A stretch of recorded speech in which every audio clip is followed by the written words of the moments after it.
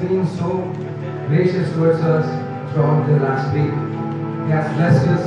He has given us the strength, the knowledge, the wisdom, and everything that we need for our lives. So shall we all praise our God by singing the song, Shepherd of my soul, and give you full control.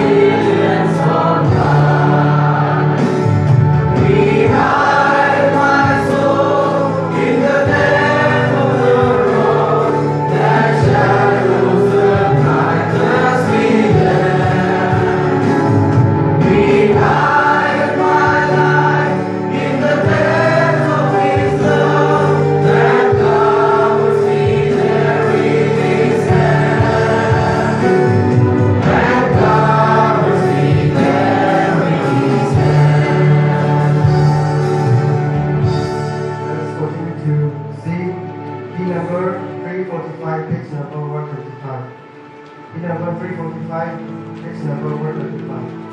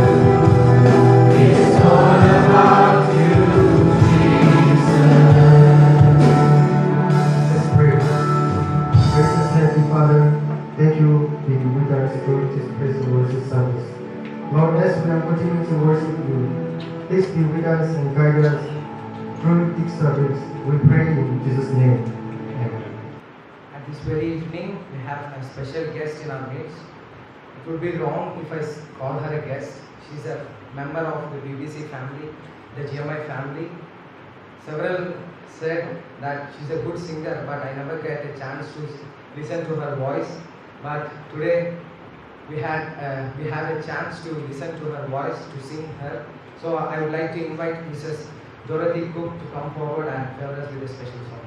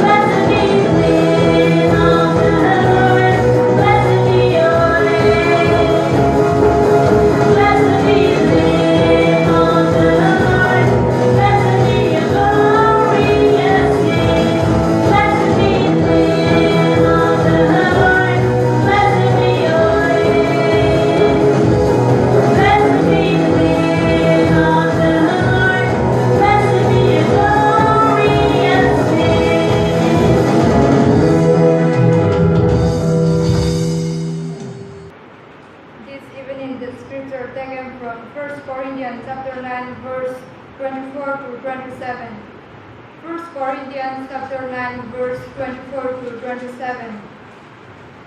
Do you not know that in a race all the runners run, but the only one gets the prize? Run in such a way as to get the prize. Everyone who completes in the games goes into the strict training. They do it to get the ground that will not last. But we do it to get the ground that will last forever.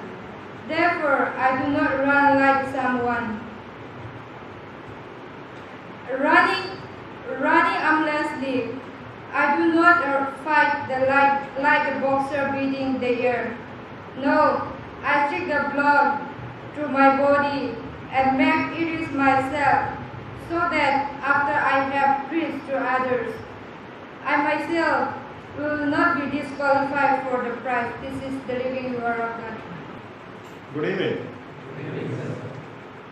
It's a nice time for all of us to be in God's presence and to listen from God's word. I thank all my team members, tutorial group, for leading us in this evening worship service, and also I thank Sister Dorothy Cook for singing a nice song and leading us in a good time of worship. The scripture portion for this evening meditation is 1 Corinthians chapter 9, verses 24 to 27, that has been already read to all of us. Here, Christian life is compared to athletics, running, athletic race. Throughout the Bible, we have various imageries to depict the Christian life. In this passage, we have two imageries. The first one is about a running athlete, and the second one is about a wrestler. These two imageries are very, very important as we proceed to understand the nature of Christian life and in what way we need to follow our Christian life. However, this evening I will be concentrating more on the first imagery, that is the running race. So this 1 Corinthians 9 is part of one unit. We consider it as 1 Corinthians chapter 8 to 10. 1 Corinthians 8 to 10 is about participation in the idol food. So the Corinthian church had some misunderstanding whether we can participate with the idol food or temple food. For us it is idol food. For a Gentile person it is a temple food or a sacred food. If someone asks us the same question, whether we can participate or not, we may give a simple answer or a one-word answer, no. In my school days and in college days, I also faced the same problem as some of you also might have faced the same thing when you study in a college or in a workplace where they conduct some kind of puja, where it is mandatory for everybody to participate in the prasadam. In Indian language we say prasad. Sometimes we have difficulties, and for some people there is no difficulty. So the answer for us is very simple, but in the first century context, in the Corinthian context, the answer was not so simple. Therefore, Paul has taken 3 chapters to explain his stand on participation in the temple fold.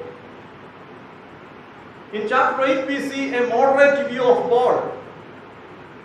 He is not condemning directly, but says that if a weak brother happen to see a strong man, a person with knowledge, sitting in a temple cafeteria and having food, the weak man's conscience may be emboldened to participate in the idol food. Therefore, the sake of weak brethren, we have to control ourselves. And also Paul himself said that he will not consume meat anymore. It has very complicated type of backgrounds. This evening my exposition is not that much going into that side. Therefore, program is not going to be explained. Then in 10th chapter we see very harsh, very direct type of statement, flee from idolatry. In chapter 8 it is somewhat moderate, and in chapter 10 it's a strong word, flee from idolatry. Then what is the function of chapter 9? There is not any kind of mentioning of idol food in chapter 9. But Paul says about some of his apostolic rights. Because the Corinthian believers from Jewish and Gentile background, and the social composition, if we consider the social composition, some of them were from high social strata and majority were from lower social strata. For example, Gaius was the host of whole church and he was a host to Paul. Many itinerant evangelists visited Corinth and Gaius was hosting them. Therefore, he considered him as a master, a patron. Or there is a name Erastus. Erastus is considered as the city treasurer. There were a group of people traveled from Corinth to Ephesus and met Paul. We consider them also as people of high class. So a group of high class people were part of the Corinthian church and majority were low class. Some of them had a government job. They had to participate in civic meetings. They had to participate. It is mandatory because sometimes emperor organizes the meal. Sometimes it is because of a victory in a game or part of their state programs. Therefore, the state officials had to be part of that program. And most often, this kind of program, this kind of meal program were started with a small sacrifice. Most often, this kind of programs were conducted in the temple premises, and the food were offered in the temple cafeteria that had so much space for all those things. Therefore, more than what we understand, the problem is very complicated. So the people who wanted to participate because of their civic, social status and government job, they tried to justify themselves, saying in chapter 8 it is written that there is no idol, there is no demon at all. We have only one God. We have only one Lord Jesus Christ. Then what is the problem in participating in this kind of things? Then Paul says that what you say is right. There is no other God. There is no other Lord. There is no demon. We understand all these things. But everybody doesn't have this knowledge. They try to use their knowledge to justify their actions. And therefore in 8:1, Paul says that knowledge puffs up, but the love builds up. So what we need is not to argue with your knowledge, but we need to be considerate by exercising your love, God's love. That is the way you can care for weak brethren. So with that background, he says that as an apostle, I have a few rights. I have the right to collect money from Corinthian church, but I never did it. I have the right to go with my wife, just like any other apostles. So Paul and Barnabas did not make use of that rights. So he tries to list out a group of a few rights that he had by virtue of his apostolic position, but he did not make use of such things. Then he appeals to Corinthian church, saying that although I have this right, I relinquish my rights. Similarly, you also have to relinquish some of your rights that you claim that it is yours for the sake of the weak people. Therefore, in relation to the running race, my first point is about self-restriction. Self-restriction for the common good. Running was very common event in Corinth, in ancient Greece. And people were aware of their lifestyle. Athletes had their own food habits. They did not consume all the food that was available. I happened to read the life of Tiger Shroff. You may all know that one of the handsome person in the film, Bollywood film. So in one of the interviews, he said that he never had a pizza. Almost for the last 5 to 6 years, he never had something like that. Why? Because what the trainer allows him to take, he just consumes what the trainer allows. So we see him with beautiful body, very nice, handsome man, and he performs fantastically. But he has a strict training, a secret life in which he consumes only what the trainer gives. He doesn't take anything what he wanted to. He doesn't go after his own cravings. So there is self-restriction is important in the life of an athlete. Sometimes we have lot of addictions. Sometimes we have lot of cravings. The cravings like sometimes food. Food is a craving. We eat more than what is needed. And many a time our sickness is because of overconsumption. We eat so much food unnecessarily. Our desire, our cravings sometimes function as a hook. The hook that takes us deviant from the track where we need to run. Sometimes our craze towards mobile applications, or some kind of things like our social media. We need to be updated in social media. We always share something. How many people click like? How many people commented? We always look at the things.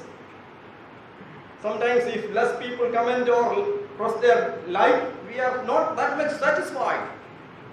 So this kind of things, or posting our photos in Instagram, in many places. This type of craze. We need mobile, we need many things, social media, but the craze that sometimes functions as a hook. Sometimes some people are interested in politics, church politics. One of the graduates a few days back came to our college and said very, very sad things about his life in the church. It's not about his personal life, but what he sees around. The politics. The incapable people are coming to the leadership by their politics and destroy the institutions that the church runs. The person who is in charge of the property, we consider him as a custodian, property manager. But he asks or bargains for 50 lakhs rupees, saying, you give 50 lakhs, we will give a property worth 1.5 crore in Guntur itself. God appointed him as the custodian of the properties. So the politics and gradually that somehow destroys Christian institutions. Once a time earlier, Christian schools, Christian hospitals, Christian colleges were very, very famous. But nowadays, most of these things are going down. Purposefully making it in such a way that they can sell the things later or give it in lates. All this because of the cravings for money, cravings for position, and many things. So their running is not forward, their running is backward. So sometimes we have to have self-restrictions in our life in order to run forward. So this is what Paul says, a runner. Do you not know that in a race all runners run? They have their own training. There are many things, but in relation to our message, I talk about self-restriction. It is not an imposition by someone else, by some authorities, but it is a self-restriction from our own side for the betterment of our life. To finish our race, we may have to have self-restrictions in our life. The second thing I like to notice in relation to this passage is that each runner has a track to run. There's a lane for everybody. Sometimes you may remember that in 1986, a girl called Shiny Wilson, some of you may remember, Shiny Wilson from Kerala. She participated in Seoul World Athletic Federation program. In 800 meters, she came first. but immediately she was disqualified, saying that in the beginning part of her run, she changed the lane, she changed the track, and therefore she is disqualified. So we have a track given to us, and we have to follow the track. I understand the term track in relation to this message as the diverse ministries that we are part of. Each one's gift is different, our calling is different. We have our own freedom. And when we go by part of our ministry called, we need to understand it is not just by our will. There is God's will in our life. Then accordingly we have to go in our track. A few days back I was reading Exodus, and I somehow noticed in chapter 25 Moses was given strict warning as he was leading the people of Israel and making tabernacle. There were strict warnings. In 25:9 it is written, this tabernacle and all furnitures you have to build exactly like the pattern I will show you. And also in chapter 25 verse 40, see that you make them according to the pattern shown to you on the mountain. Chapter 26 again verse 30, set up the tabernacle according to the plan shown you on the mountain. Again chapter 27 verse 8, make the altar hollow out of boards, it is to be made just as you were shown on the mountain. So repeatedly Moses was given warning, you have to follow the pattern that is shown on the mountain. It is Moses, you are a leader. You want to take care of the work, the constructions, many things are there. But always you have to remember according to the pattern shown to you on the top of the mountain. So the track is very, very important. The plan is important. We might be builders, but there is a plan. There is a plan of architect. Paul also says the same thing in 1 Corinthians chapter 3 verse 10 to 15. No need to read now. So there is that we have to follow a few rules and regulations that is set before us. So there is a track for everyone, and if we miss that track and follow our own track, we might be disqualified at the end. In relation to this running, the third thing that comes to my mind is run with others. Run with others. Most often we emphasize the similarities between athletes and Christian life. At the same time, we need to understand the differences as well. One of the major differences I see that is the prize is not given for the fastest runner. Whereas in athletic competition, the prize is given for the fastest runner. You know, Usain Bolt, a few years back, he participated in three Olympics. He was the fastest runner. He was able to, he could finish 100-meter race less than 10 seconds. So in 1 second, he covers more than 10 meters. So that much he was fast. But Christian life is not like that. There is a long run, and it is not to defeat others. In the athletic federation, in the competition, how much people you defeated, that's very important. But in Christian race, your prize is not depending on how much people were defeated by you. How much, along with how many people you could run and made them to run. That's very, very important. The prize is not for the people who are running over others. The prize is not for defeating others, not for discouraging others. How far we are encouraging others and run with others, that's very, very important. Defeating others in a worldly standard might be considered as a qualification, but in Christian race, that itself is a disqualification. Sometimes we are so proud that my running is so fast. If we want to be very fast, we have to be alone. If we want to run with others, we have to slow down. Slowing down is very, very important. In Hebrews chapter 12, it is written, run with the perseverance. It's not for the fastest runner, but there are many situations where we don't like, but we have to run with perseverance. We have to run with others. As we are going to be leaders of the church in the coming days, we need to always understand and always encourage others to run with other people. Running with other people is very difficult. We are in charge of others. We are responsible people. I remember a few years back, I was teaching in another college in Kerala. As part of our retreat, we were taken to a hotel, and on Sunday morning we had a preacher from US, Pastor David. I still remember the way he ministered to us. We just gathered together, just the staff of that Bible college. Then at Sunday morning he started to share, and from his ministry we identified him as a prophet. He had the prophetical ministry. So after a while he started to prophesy to each staff, each faculty members.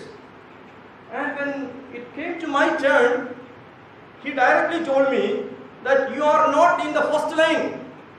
I was so discouraged. See, before the director, the principal of that seminary, and with other staff, and this man who doesn't know me, I consider myself as a very nice man, and he says, I don't see you in the first line. As if I am a backslider. Then again he said, you are not even in the second line. I was again disheartened. I was so discouraged. Then he said, I see you in the third lane. Your ministry is to encourage the people in the third line and say, let us also run fast and reach the first line. Then I was so encouraged. I consider that as my ministry. Many temptations come to our life, but I always remember my calling is to be in the third line and encourage people to go and encourage them, saying, let us also run together, run fast and reach the first line. I have heard many prophecies in my life about many things, but I don't remember exactly. But these things I remember. Why? Because I consider it as very genuine in relation to my call. Being in the second line or third line is very difficult. You always want to reach the first line. That's right. But individually we can reach individually the first line, or we can defeat many people. But that is not our calling. Our calling is to run with others. Run with the weak people. That is possible if we have that commitment. So if you remember, our Christian race is not to defeat other people, run over other people, or to discourage other people, but run with others. That is the ministry. That is the ministry given to each one of us. That is the calling that God has given to each one of us. In relation to that, Paul says at the end of his ministry in 2 Timothy chapter 4, verse 7 and 8, he says that I completed my race. I fought a good fight. I completed my race. I kept my faith. And I'm waiting for the crown of righteousness. And the Lord, the righteous judge, will award me that on that day. Then it is, next verse is very important. Not only to me, but all those who are waiting for his appearance. Paul never said that crown of righteousness is waiting for me alone. Paul never said that I defeated many people and came to the first line. Paul ran with other people. And even when he says that I completed my race, I kept my faith, he still says, I have a reward. I know that reward. The crown of righteousness is waiting for me. But it is not only for me, but it is for all those who are waiting for his appearance. The Lord, the righteous judge, will give me on that day, along with others. He was so inclusive in his statement. So many a time we say about finishing our race. But finishing our race is not something like I alone finished my race. But where are the people to whom you were responsible? That's very important. God has given us a few people along with us as in charge. We are the custodians, we are the responsible people.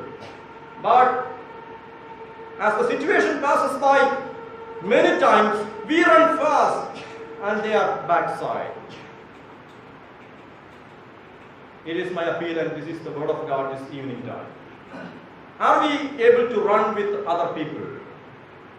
Where are the people to whom you are responsible? The gift, the talents that is given to you is not for yourself, not for myself alone. In 1 Corinthians 12 it is written, the gift of the Holy Spirit is given for the common good. It is not for the individual, not for the individual's benefit. If I have the healing power, it is to heal other people in the name of Jesus. So the gifts are given for the common good. It is for others. If we are faithful in discharging our duties and gifts, then people will be with us. Paul said, I know that I am waiting for that crown of righteousness, but it is not only for me, but all those who are waiting for his appearance. That's very important in our lives. It is not something like exclusively we are called for ministry. We are called for a ministry, that is correct. But it's an inclusive call. We have to run with others. As family people, where is your wife? Where is your husband? Where are your children? Where are your parents? Where are your neighbors? The Spirit of God has put some burden in your heart to take care of a group of people. And where are they now? Are they disheartened because of our life? Or are they with us even now? In relation to this running race, my first point was self-restriction. We may have the right, we may have the authority, power, everything necessary to go forward, but we may have to self-restrict ourselves for the sake of other people, for common good. We have a track to follow. It is not by our will that we run. The one who called us to run gave us a plan of running, gave us a ministry of running. There are diverse ministries out there. God has set us in a particular track that we have to follow it. Then most importantly, we have to run with others. Paul says that, do you not know that in a race all runners run, but only one gets the prize? Next line is important. Run in such a way that you may win the prize. It is not for one person. Everybody should get the prize. That was the ultimate aim of Paul, and therefore he adjusted his life, that is explained in chapter 9. To the Jews he became Jews. To the Gentiles, those who do not have the law, he became just like a person who do not have the law. That is the way he adjusted in such a way, and his aim was so that everybody win the prize. Everybody should get that prize. That should be our aim as well. May God bless us all. Thank you. Let's all close our eyes and look to the Lord in prayer. Let's pray. Gracious God, our Heavenly Parent, thank you for this wonderful time of praise and worship and meditation you have given to each and every one of us, Lord. Lord, we pray to you. Lord, we praise and worship you, Lord, according to our capacities. Please bless and thank each and every one of us, Lord. Lord, we also pray for the opportunity. Lord, bless each and every one who have given their hands forward to help in the ministry, Lord. Lord, who are not able to give the offering, Lord, help them so that they would take part in the offering in the days to come. Lord, we also pray for the word that has come to us. Lord, help us to reflect our lives according to the word that you have spoken to us. Lord, bless the preacher, George Philip, and bless his family so that he might be a blessing to many others like us. For we ask this in the name of our Lord and Savior Jesus Christ. Amen. Let's say the Lord's Prayer together. Our Father, who art in heaven, hallowed be thy name. Thy kingdom come, thy will be done on earth as it is in heaven. Give us this day our daily bread. Forgive us our trespasses, as we forgive those who trespass against us. And lead us not into temptation, but deliver us from evil. For thine is the kingdom, power, and glory, forever and ever. May the grace of our Lord Jesus Christ and the love of God and the sweet communion of the Holy Spirit rest and abide with us now and forevermore. Amen.